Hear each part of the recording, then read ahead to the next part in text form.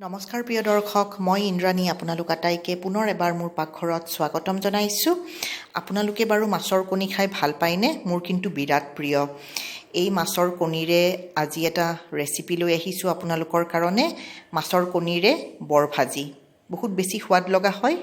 একেবাৰে সহজ পদ্ধতি আৰু ঘৰত থকা সামগ্ৰীখিনিৰে একেবাৰে সহজে আপোনালোকে বনাই ৰেডি কৰিব পাৰিব। আহক তেনেহ'লে দৰকাৰী সামগ্ৰীখিনি চাই লওঁ আৰু বনোৱা আৰম্ভ কৰোঁ মাছৰ কণীৰ বৰ।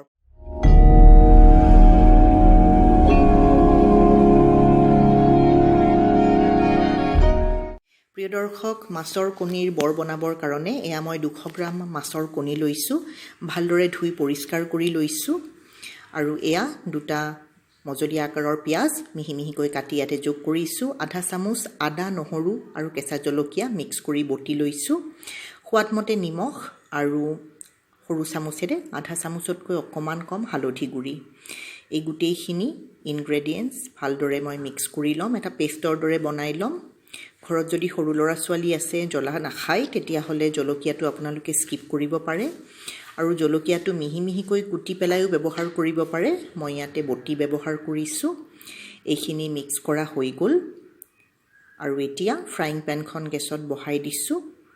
2 টেবুল চামুচ ৰিফাইণ্ড অইল যোগ কৰি দিছোঁ।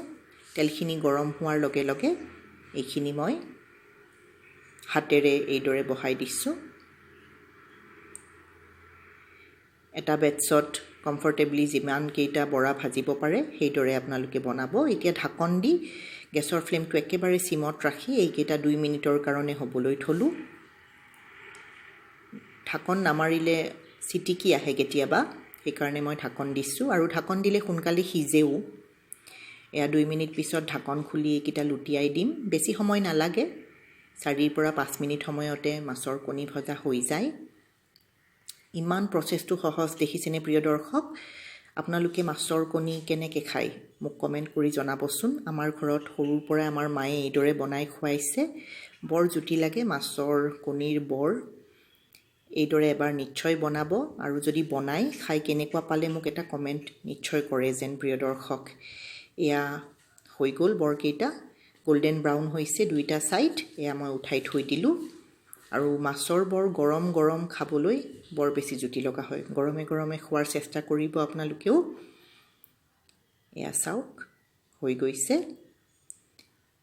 ৰৈ যোৱা সামগ্ৰীখিনিৰে বাকীকেইটা বৰো মই বনাই ফটাফট ৰেডি কৰি পেলালোঁ। এয়া গোটেইকেইটা বৰ হৈ গ'ল। কিমান সহজ ৰেচিপি দেখিছেনে প্ৰিয় দৰ্শক?